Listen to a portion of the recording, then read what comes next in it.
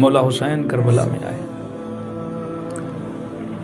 کہتے ایک بندہ تھا جس نے تجارت پہ گیا، واپس آیا، کوفے کا رہنے والا، لیکن بزنس میں اس کو بہت لاس ہوا، نقصان ہوا. گھر پہنچا. اب ظاہر ہے جن کے چھوٹے بچے اور بچیاں ہوتی ہیں، باپ جب سفر پہ جاتا ہے تو بیٹیاں باپ سے بڑا پیار کرتی ہیں، انتظار کرتی ہیں کہ بابا کب آئے گا. کہتا بیٹی کے لیے کچھ لے کر نہیں آیا کیونکہ میں نے بہت لاس اٹھایا تھا، خالی ہاتھ. گھر جب گیا تو صحن میں بیٹی بیٹھی تھی اور جیسے نگاہ مجھ پہ پڑی دوڑی آئی اور مجھ سے لپٹ گئی.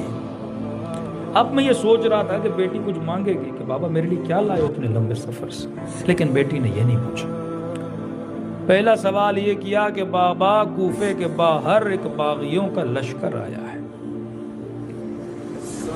کیا آپ اس لشکر سے لڑنے گئے کہ نہیں گئے؟ پریشان ہوا، کون سا لشکر، کیسا لشکر؟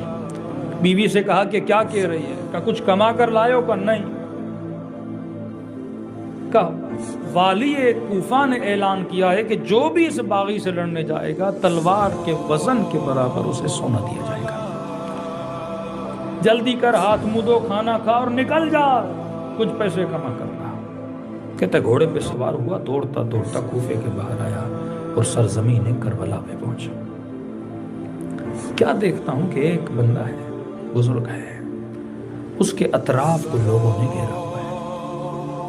کوئی پتھر مارتا ہے، کوئی نیزہ مارتا ہے، کوئی تلوار سے وار کرتا ہے. شاید یہ عصر عاشور کا منظر تھا، اور سب کہہ رہے ہیں کہ یہ باغی ہے، اسے مارو. کہتا میں نے کہا میں پیچھے کیوں رہ جاؤں، میں بھی آگے بڑھا اور ایک پتھر اٹھایا اور اس بھیڑ کو چیرتا ہوا جب آگے بڑھا اور میں نے اس ہستی کو جب پتھر مارنا چاہا تو اس نے اپنی نگاہیں بلند کر کے میری طرف دیکھنا شروع کیا. جب میں نے ان کے چہرے کو دیکھا تو ماتھے پہ سجدے کا نشان تھا، نورانی چہرہ تھا.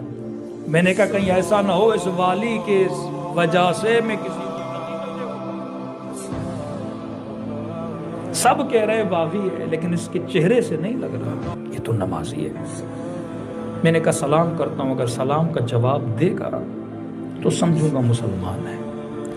کہتا میں نے کہا السلام علیک ایھا الشیخ الکبیر، اے بوڑھے تجھ پہ میرا سلام ہو.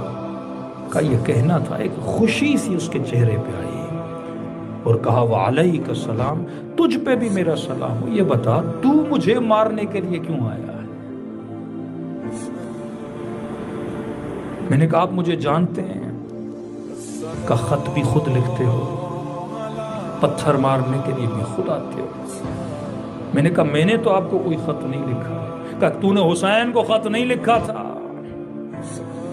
اب تصور کرے پوری زندگی ایک بندہ امام زمانہ کا انتظار کرے اور ایک دن جب مولا سے سامنا ہو اور اس کیفیت میں ہو کہ اپنے مولا کو پتھر مارنے کے لیے کھڑا ہو جائے. جیسے کہا جس حسین کو تو نے خط لکھا تھا میں وہی حسین ابن علی ہوں. کا پاؤں سے گویا زمین نکل گئی، جا کر امام کے قدموں میں گرا. میں نے کہا مولا واللہ مجھے نہیں پتا تھا، میں تجارت پہ گیا تھا، اگر پتا ہوتا آپ آئے ہیں اپنی جان آپ پہ نچھاور کر لیتا. تلوار نیام سے نکالی. مولا جب تک زندہ ہوں آپ کو ایک زخم آنے نہیں ہوگا. امام نے کہا جتنا جلدی ہو سکے کربلا سے باہر چلا جا، تیرا نام شہداء کربلا میں نہیں ہے. میں نے کہا مولا کیسے جاؤں، کلیجہ پارا پارا ہو جائے گا. کہا حکم دے رہا ہوں جتنا جلدی ہو سکے نکل جا. کہا مولا جلدی کیسی؟ کہا بھی آواز دوں گا حل من ناصر ینصرنا، اور اگر آواز کو سنا مدد نہ کی جہنمی بن جاؤ گے. میں نہیں چاہتا، تیرا نام شہداء میں نہیں ہے، مصلحت یہ ہے کہ تو کوفے کا حکم کی تعمیل کرتے ہوئے آگے بڑھتا گیا. چند قدم بڑھا ہی تھا ہوتا ہوا تو پیچھے سے پھر آواز دی ذرا میرے قریب آ. اب کہتا جب امام کے قریب گیا، علماء فرماتے ہمیں نہیں پتا مولا حسین کی انگلیوں میں انگوٹھیاں کتنی تھی. ایک انگوٹھی کا تو پتا ہے کہ ظالم نے کہا اتر نہیں رہی تھی، میں نے حسین کی انگلی کو کاٹ دیا تھا. شاید دوسری انگوٹھی کہتے ہیں یہ تھی. کسی کا قریب آ کر قریب آیا، امام نے ایک انگوٹھی اتار کے اس کے ہاتھوں پہ رکھی. یہ بیان کر رہا ہوں کہ اہل بیت کتنا تیری نسلوں سے محبت کرتے ہیں.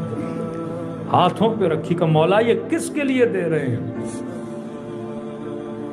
کہ تیرے گھر میں ایک 4 سالہ بچی ہے. جب تو سفر پہ گیا تھا تیری بیٹی نے کہا تھا بابا جب واپس آؤ تو میرے لیے انگوٹھی لے کے آنا. کہ تجھے یاد نہیں پر حسین کو یاد ہے.